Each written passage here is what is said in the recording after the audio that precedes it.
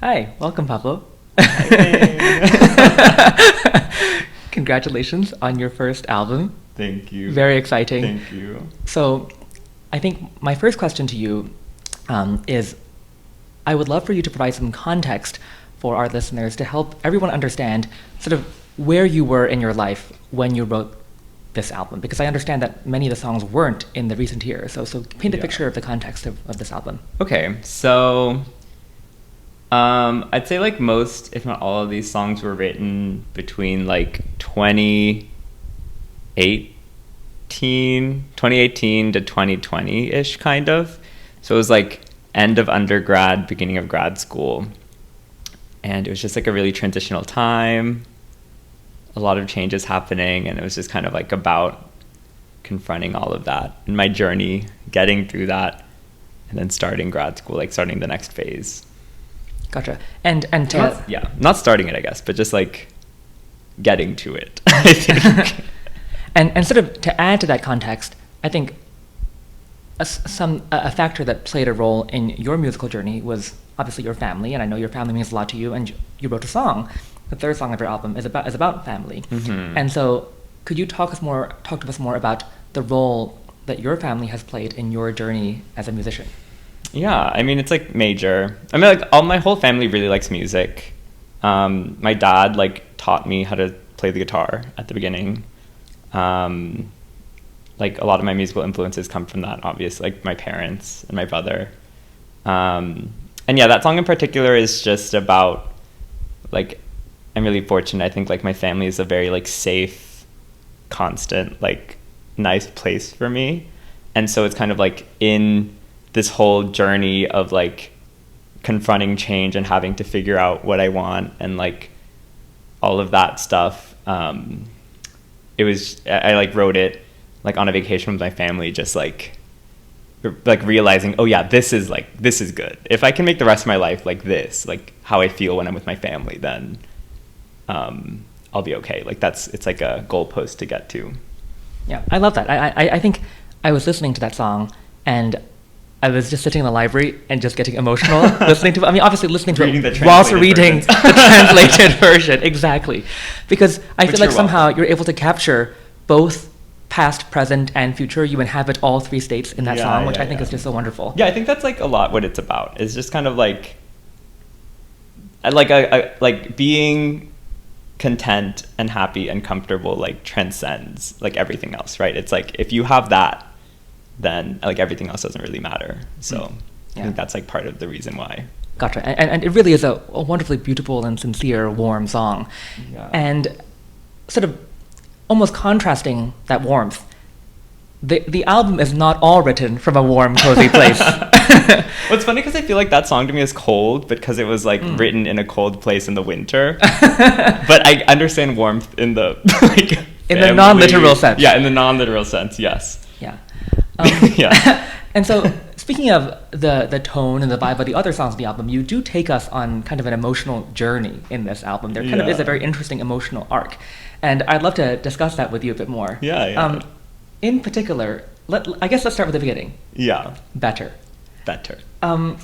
This song is very interesting because you start out this song by saying, I want to be with you. You being a nebulous entity that is left for the audience for now. Okay. And then that transitions from I want to be with you to I want to be you. So tell me more about what that means. That is fun. So the first line is not I want to be with you either. I think Better is the most disquieting song. It's just like,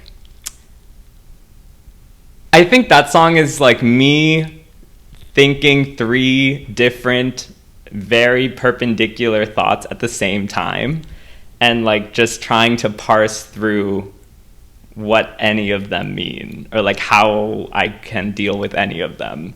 So I think that's why, and I think, I like that in that song, it's like little changes to sentences, like similar phrases. I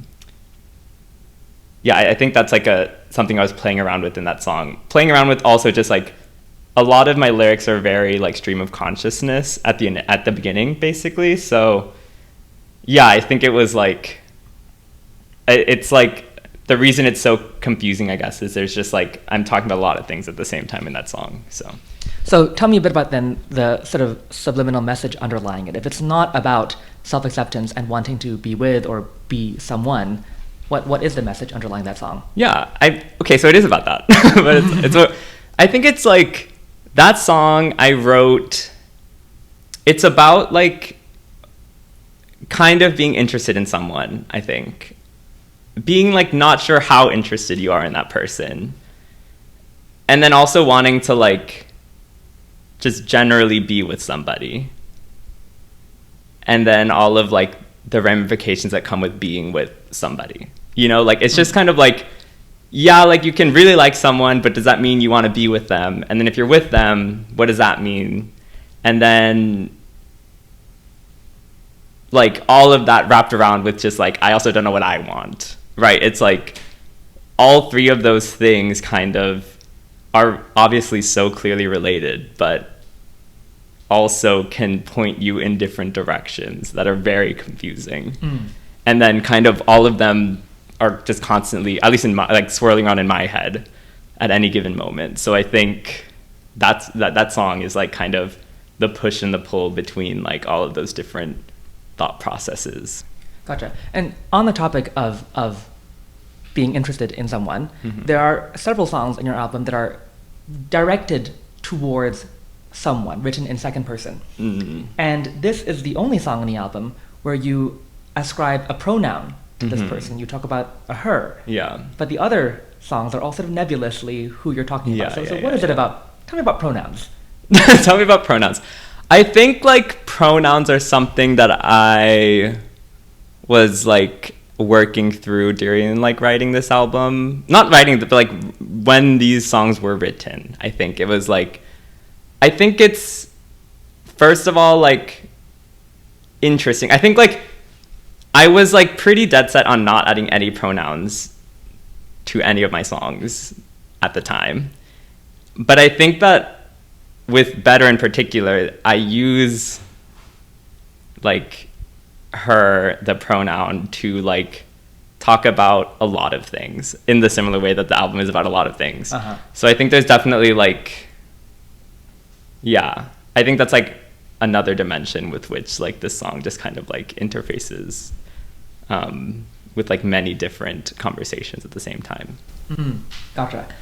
So I think it's interesting to draw a contrast for me between Better and Come Down, which is the second song on the album. Yeah. Because like the explicit surface connotation of Better is, as you mentioned, sort of having some interest in someone, being with somebody, and Come Down is much more about being seen. Yeah. And so talk to me about the contrast between these two songs. Yeah, that's a really good way of putting it, I think. I'd say Better is the second most like disquieting song for me. So Come Down is like the first song that I wrote like for myself, like in the context, like not like in the way of like me writing the lyrics, writing the like melody, the guitar part and stuff like that, like the chords. That's kind of like my first like real song, I guess. Not that my other older songs aren't real, but it was kind of like the first song that I like count in my discography. You know what I mean? And it is like very it's not codependent. What's the word? Like it's very like I need you to see me to feel like feel good or feel anything. It's very like I was in that space, at least. I don't know how much it went through into the album or into the song, but see you in what way? Like romantically. And so I think like, yeah, I think Better is a lot more about like I want to like become someone that I'm happy with, and then Come Down is very much like I am pleading, like please, like it's very much like the validation in Come Down is only from the other person, whereas Better is like I acknowledge that this is something that I tend towards at that time. Like I just was like, I think dealing with the fact that like I thought that I was someone who was like pretty self-confident and stuff like that, but realizing that that can still, like, I still need to improve a lot in that space. That's generally like a lot about what the album is. Yeah. I'm also curious about just the overall idea of authenticity, because one of the recurring ideas in Come Down is this idea of, like, you say, I want to be real, I want to be me. So speak about the idea of authenticity and being yourself and being seen for who you're, like, true self. Yeah, I think in those particular lines, like, that was me being like, okay, I acknowledge that this is it's probably not good to get all of your validation externally. Like, I think that was me, like, having the hints of what would become better, you know, like, not whatever, but just like, that was like a glimpse of, like, I acknowledge that I don't think this is the right way to be thinking about, like, myself. You know, like, I also just in the moment knew, I was like, I don't like this.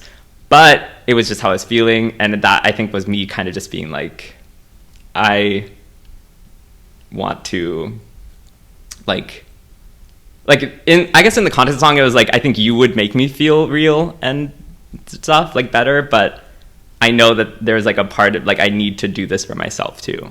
So I think, yeah, that part is actually less about, like, self-actualization, I think, like, and more about just, like, an acknowledgement of, like, I don't think that this is, like, the point of view that is necessarily where I want to be at. And so both of these first two songs really capture very much your interest in an ambiguous person. And I think that also is very much exemplified by Pond Pond, which is also clearly very much written with somebody in mind. So talk to me about where you were emotionally in writing Pond Pond, and how your feelings about being seen and being with someone have matured between the first two songs and Pond Pond. Yeah, it was definitely written after those two. I think. No, yeah, definitely.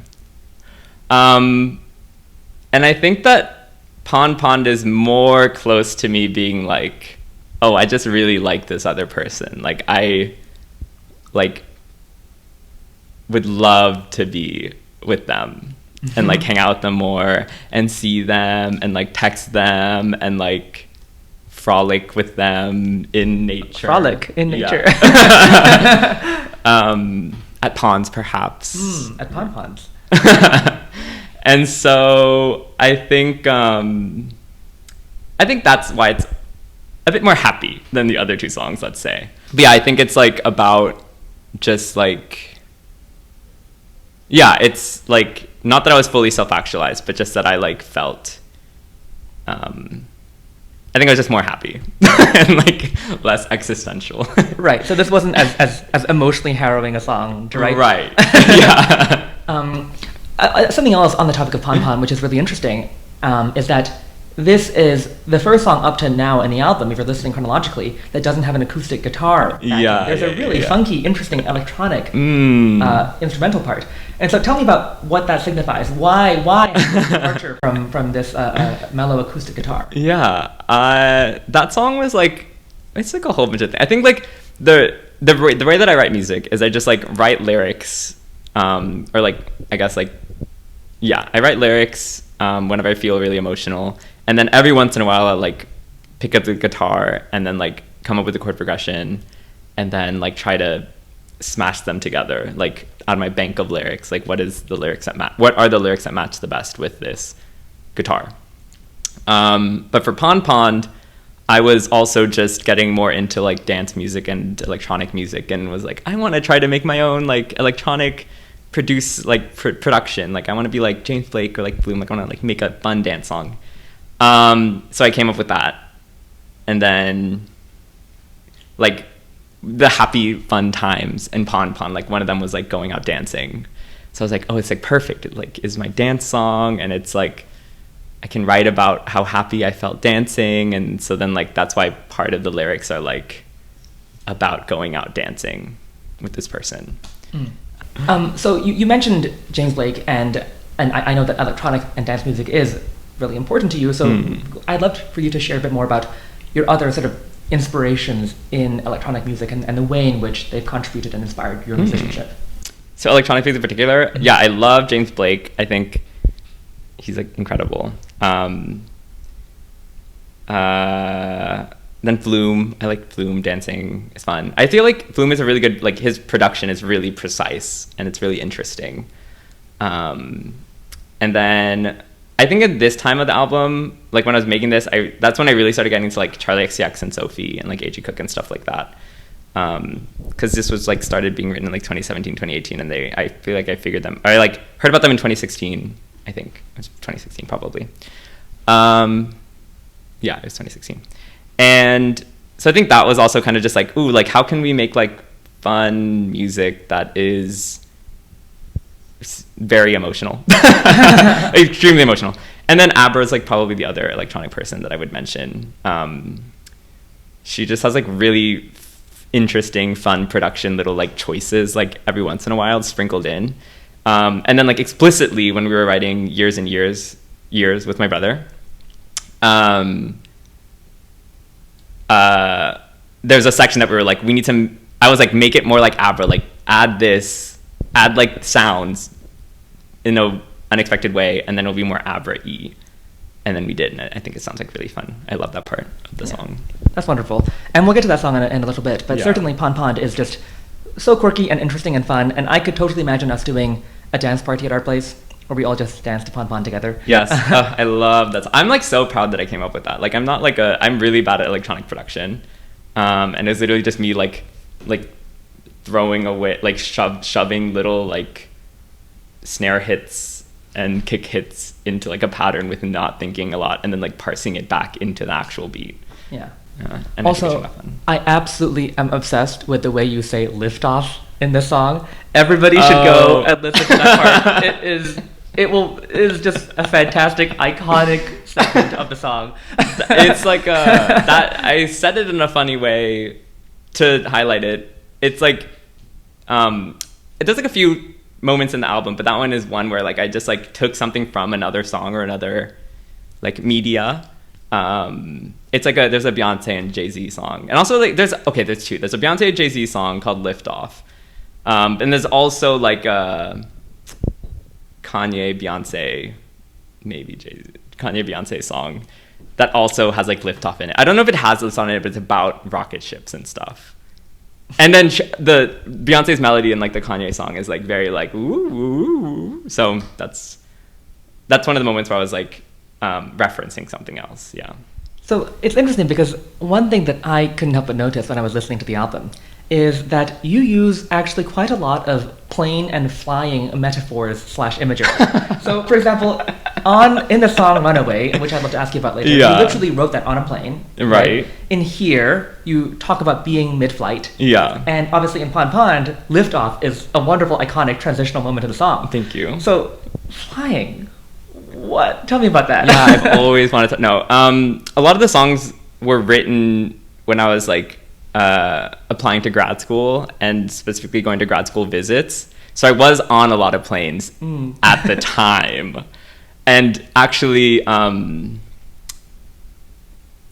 Runway and What do you call that song, by the way? Runway?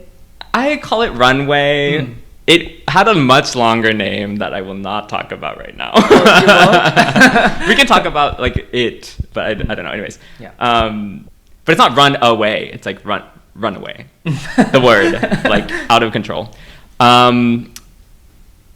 Yeah. So anyway. But so yeah. Runway and Here There. That's Here There, which you cannot get out of the title, but it's Here There. Those two were written like on the same plane trip, like back to back. So that's why they both have plane imagery on it. Not that I've been obsessive with planes for multiple times. In that singular moment, I really liked planes. And then in Pon Pond, just like being with this person makes me feel like I'm flying. It's just, like, amazing. Felt. Right. So let's talk about Runway then, because that also was your first single. Yes. And you have previously described this to me as a song that sort of is kind of emblematic, encapsulates the entire album, which makes sense given that it's a single. So paint the picture a bit more about where you were when you wrote that song and what that means to you. Yeah, okay, so Runway is like, I think the first thing I wrote, and then I wrote Here There like literally immediately after. Maybe like 15 minutes or whatever. But I was like on the plane taking off to my first ever college visit. Grad school visit.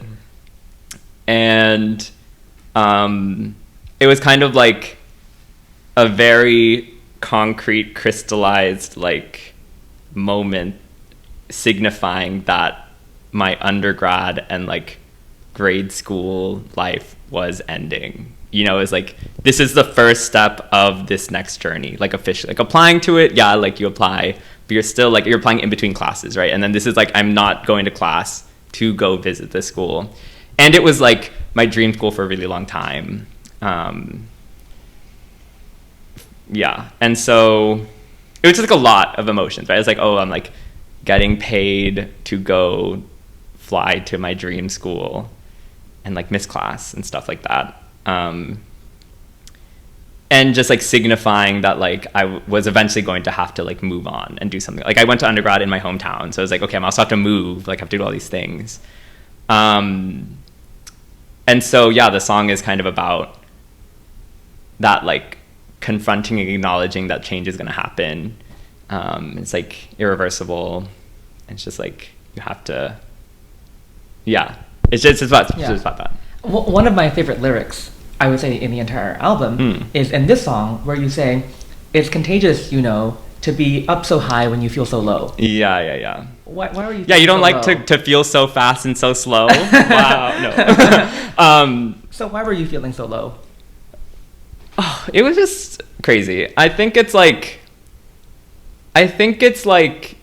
the low there is just like being scared, right? It's like when you get confronted by such like exciting opportunities, I feel like, at least like I can't help but have a little tinge of like, oh my gosh, like what if I'm not good enough? Like I'm not ready for this. Like it's scary. And I think that's like the low. It's just kind of like, you don't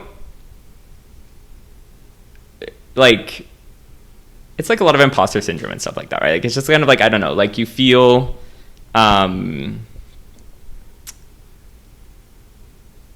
yeah, I don't think that was like a like my life is in ruins right now low. It was like a like I don't know if I'm like up to this.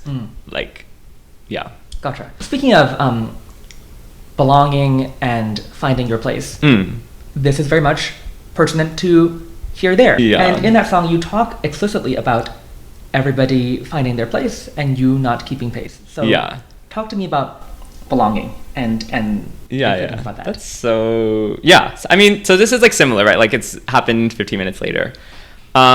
This is more of that, like what I was kind of hinting towards with like feeling so low. Like I think Here There is like the opposite end. Like Runway is like, okay, I can do this. Like, yeah, let's go. Like I'm totally ready for this. And then Here There is like, oh my gosh. Like I just like when things are changing or things are happening, you always like compare yourself to I always compare myself to other people. And it's like, I feel like everyone else knows what's going on. Like I have no idea what's going on. I'm like, I have no idea what school I'm going to choose. Like I don't know what I want to do, like what I want to study. Like I was choosing between 2 majors. Like it was just like, I was like, everyone else already has their plan in mind, which obviously they don't, right? But like, that's what it meant. Like it was like everyone's found their place. Like everyone knows where they're gonna go. Like literally, they found the place they're gonna be at, and I haven't kept up. Like I don't know. I'm not there yet at all. I'm like just starting now. So yeah, the first actually that Here There is also like two different lyric sets. So the first half of Here There is the one that I wrote 15 minutes after, and then the part that's in Spanish I just wrote, I don't know, at some point. Yeah, so talk to me about Spanish, because obviously your song that's dedicated to family is written in Spanish, and you're part Peruvian. Yeah. What is the significance of using Spanish in Here There? I think, honestly, there's no like strong significance of using Spanish. I just had a set of lyrics in Spanish that I've been wanting to use for a long time. And Here There I wrote with my brother and also with Kino, who's like a friend, like a mutual friend of me and Victor's. Victor and me, whatever. And it was like Here There was written with the three of us, and it was just like sitting there, and it's like, okay, we need lyrics. And I was like, okay, like we talked about it. We made the first half of the song. We're like, okay, we need a C section or B section. There's like, I don't know. We just felt like there really needed to be like another section. And then we were like, oh, what about like slower, like more like chill, relaxed section after like the huge build up? And we're like, okay. And then I was just like, oh, like I have this like nice set of Spanish lyrics about belonging and being like comfortable and happy or whatever. I don't remember what the lyrics are about. But it's kind of more that vibe. And it's kind of like a nice contrast to the first half of the song. So that was kind of a convenience thing, but I guess maybe I tend to write Spanish about being happy and content, and then English about not being good. Familia's also written with my cousin, Sebastian, and me and Victor, which is why the guitar part is so cool, because I did not make it. The guitar part is fantastic. It's, I mean, yeah, they're like... It all makes sense. Yeah, they're both incredible guitarists, and I can do chords. So, yeah, maybe when I write with other people, I write in Spanish. Maybe when I'm happy, I write in Spanish. I don't know, but... But I think the natural sort of counterexample to that is the final song on the album, Years. Right. Which I find almost kind of affirming in the simplicity and purity of the happiness. Like, like when I listened to the song, it was one of unabashed happiness. There wasn't like happiness through pain, happiness through suffering. It was a song of you truly being happy and content. I guess tell me more about where you were, and you wrote this one with Victor too, right? So what was the process of constructing this song? So this was the latest song probably. It was written during Corona. And I think like I'll talk about the lyrics after, but like just musically, we were bored in lockdown, and we were like, oh, let's make a song together. And it's like, okay, like Victor had been working on like electronic production again, and so it was like, okay, let's try to make like an electronic song. Like that'd be so fun. Like we've never done that before. Like I've never just sung over an electronic beat other than Pon Pon, which I guess I have. Okay, I guess I had. I don't know.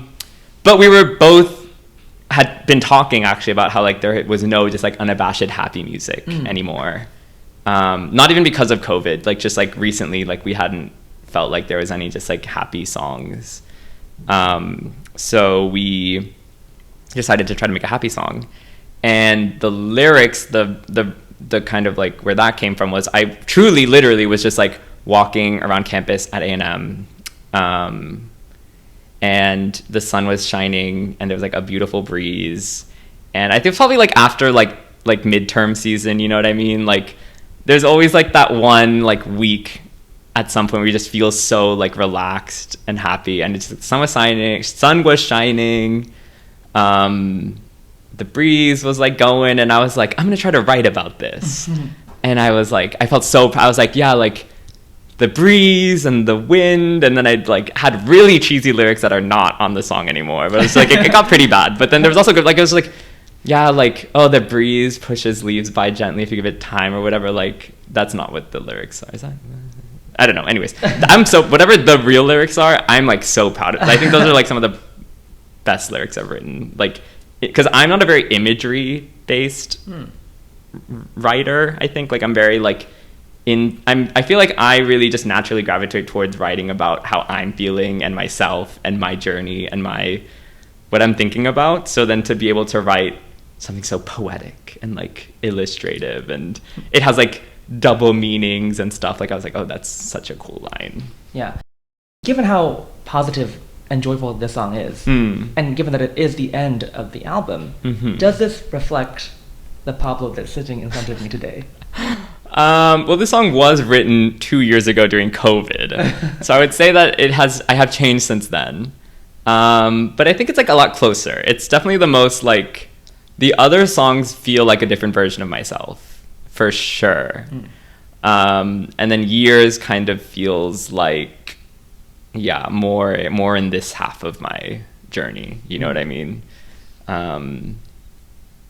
This album is like me figuring out who I want to be, like what are things that are important to me, like where I want to be, like what I want to do, like kind of identifying like the person I want to be. And then there was like a phase that was like figuring out how to do that, and like now I'm kind of in the stage of like being the person that I was like I've been figuring out in the first part of in this album. So like I think that's why it was all like still like interesting for me to like write like finish this album and like record everything. Like I'm still like on that journey, but I'm definitely on like the 2 stages away from that journey, you know. So it's kind of nice. And as you continue on this yet incomplete and likely permanently ongoing journey, yeah, what can we expect from the future of the music that you'll create? Yeah, I have a few songs. I think like another reason I decided to like cement this album down was because I like started writing other songs also, just like slowly, and I realized that they were very much not a part of this previous set of songs, kind of because I think of that like 3-stage journey. So I think once I realized that, it was like, okay, let's finish this album and like let's like get all this figured out, and then I can move on to actually trying to like think about and finish the other songs. And yeah, there's some ideas. They're definitely really different than these, but I don't know when or like how they'll come out. It'll probably be in a really long time. I think I'm like a very slow and paced musician. Yeah. Well, Better by Pableo releases officially out to the public on September 15th. I am very excited and happy for you. Yes, thank you. And I'm super excited for the world to hear it. I know, I'm so excited. I am so interested to hear what people think. And if they like, I feel like there's so many like secret little thingies in the album. And I'm just like, I wonder if anyone's going to pick up on them. Well, congratulations, Pablo. Oh, yeah. And thank you for talking with me today. Yeah, thanks for the interview. Great question. Okay, that's a wrap. Okay.